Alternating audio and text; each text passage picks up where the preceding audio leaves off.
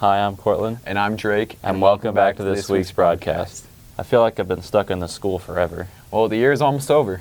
I guess, but it would be nice to take a trip somewhere. Speaking of taking a trip. The Northwest eSports team took a road trip on Friday, March 24th. Our eSports team traveled to Shattern State College on Friday. We got a tour of the campus. We got to see the eSports room. We checked some things out. We got to game a little on the computers. The tour was pretty nice.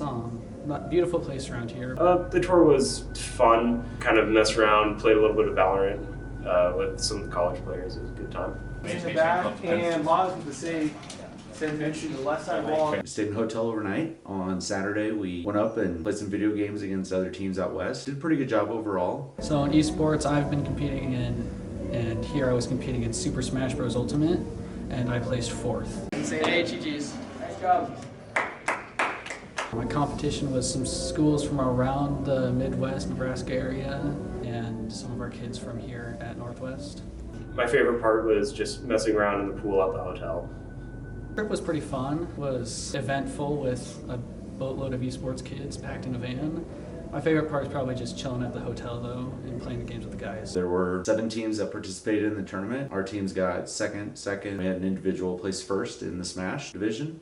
As the tournament got done, after the awards ceremony, we got back to our hotel, and on the way it was snowing, so that was a fun trip in the vehicle. Congratulations to Matthew Roseman for taking first place in Super Smash Bros.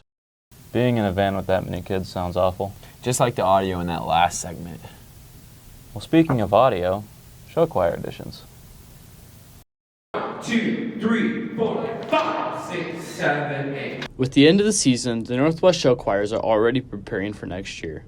I've been in show choir for 3 years, and I'm auditioning for my 4th year. For auditions, we all come to the school in the morning this Saturday, and we get a number assigned to us, we sing, and then we dance. Normally, we learn a dance for this full week, and then on Saturday, we perform that dance in front of people to be judged, and we sing our audition song. For our auditions, I picked out a song, and I've been singing through it, and every day this week, we have had rehearsals for dance from 5:30 to 7:30 to learn a dance, and on Saturday we perform it.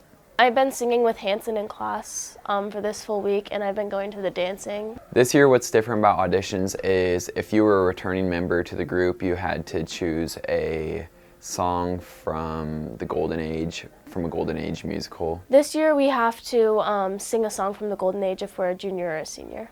I started finding my song probably 2 weeks ago, and I finally found one about a week ago, and have been practicing it since. I started working on that last week. I'm going to be singing A Fellow Needs a Girl. Look to the Rainbow from Finian's Rainbow. Usually it takes a while for results. It's usually the day right after the Pops concert. The show choirs are holding a show choir camp April 15th from 8 to 4 o'clock for grades 3 through 8. Wow, they sure are showing that choir. Do you know Northwest has a baseball team? No, I actually haven't seen them around much. Let's find out why. Northwest participates in cooperative sports programs. We co-op with Grand Island Senior High, Northwest, and GICC. We co-op with the girls from Grand Island Central Catholic to play soccer. So we co-op with them just for like Title IX's sake. We have the girls come over here to play soccer, and then we send our boys over there to play tennis. The numbers from Northwest and from GICC aren't big enough to have one team, so if we bring all of them together, we could have a really good Grand Island team. So we play at Ryder Park, and that's our home field, so we practice there too. And then when the weather's not good, we will typically be at the field house or Gold Road Cages, which is over by West Side Lanes. All of our practices are on either our grass field or we've been practicing on the turf a little bit. And GICC, those girls always come over here. It is another step for me as far as communicating with the administration. I have to make sure that I email Mr. Ross over there. As far as communicating with players and parents, it's really the same. They're on our Remind 101 stuff, and all that end of it is the same. We've got a coach, Adam Brown,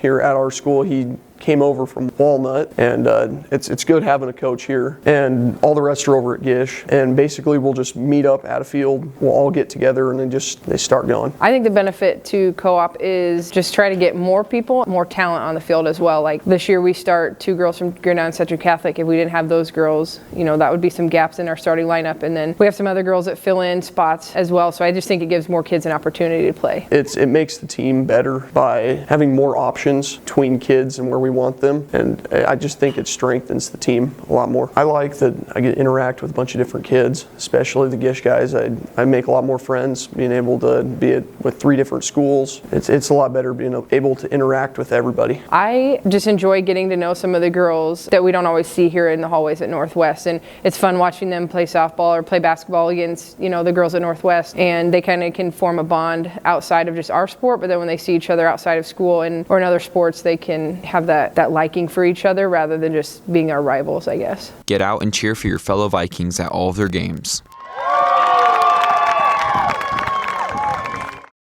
Wow, I never knew that we could work together with Gish.